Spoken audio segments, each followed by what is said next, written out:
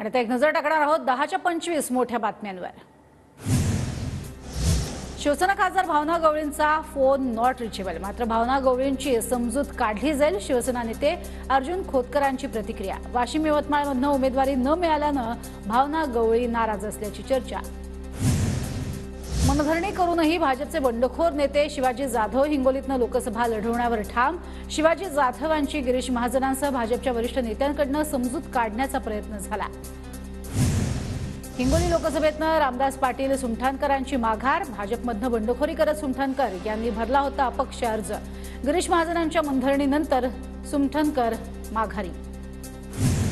बुलढाण्याचे भाजप माजी आमदार विजयराज शिंदे यांचं बंड मागे। विजयराज शिंदे उमेदवारी मागे घेणार। शिंदेंनी उमेदवारी अर्ज दाखल करत केली होती बंडखोरी। मनोज जरांगे पाटील आणि स्वामी शांतिगिरी महाराज अखंड हरिनाम सप्ताहात एकत्र। नाशिकमधील भरवस फाटा परिसरात हरिनाम सप्ताह। शांतिगिरी महाराज नाशिकमधून लोकसभा लढण्यास इच्छुक। महाराष्ट्र एकीकरण समितीचा बेळगावात उमेदवार जाहीर। महादेव पाटलांच्या नावाची घोषणा। काल कारवारमधून निरंजन सरदेसाईंना उमेदवारी घोषित। अमरावतीमधून रिपब्लिकन पक्षाच्या डॉक्टर राजेंद्र गवई यांनी उमेदवारी अर्ज मागे घेतला। कार्यकर्त्यांना संधी दिली पाहिजे या हेतूने मी अर्ज मागे घेतोय, राजेंद्र गवई यांची प्रतिक्रिया। परभणीत महादेव जानकरांना ओबीसी बहुजन पार्टीचा पाठिंबा। ओबीसी बहुजन पार्टीचे हरिभाऊ शेळके यांनी उमेदवारी घेतली मागे। साताऱ्यातनं शरद पवार गटाच्या शशिकांत शिंदेंना उमेदवारी निश्चित। 15 एप्रिलला पवारांच्या उपस्थितीत शशिकांत शिंदे उमेदवारी अर्ज भरणार असल्याची सूत्रांची माहिती।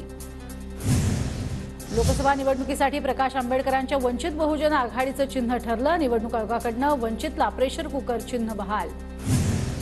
तर निवडणूक आयोगाकडून महादेव जानकरांच्या रासपला शिट्टी चिन्ह। महादेव जानकर परभणीतनं शिट्टी या चिन्हावर लढणार।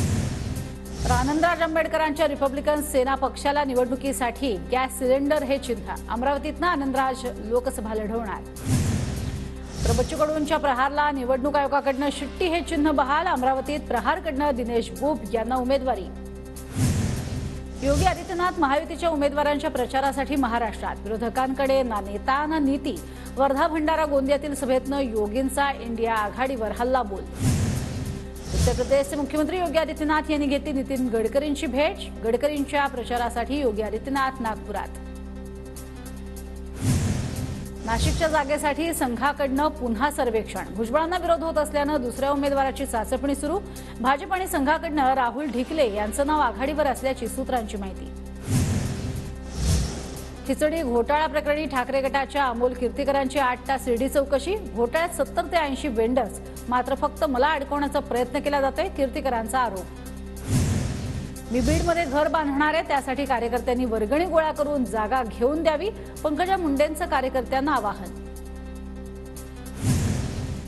सुनेत्रा पवारांनी घेतलं खंडेरायाचं दर्शन। बारामती लोकसभेच्या महायुती उमेदवार सुनेत्रा पवार यांचं जेजुरीत जोरदार शक्तीप्रदर्शन। सुनेत्रा पवारांच्या प्रचारासाठी पार्थ पवार पुन्हा सक्रिय। पार्थ पवारांच्या बारामती लोकसभा मतदारसंघातील गावांना भेटी। गेल्या काही दिवसांपासून प्रचारापासून होते दूर।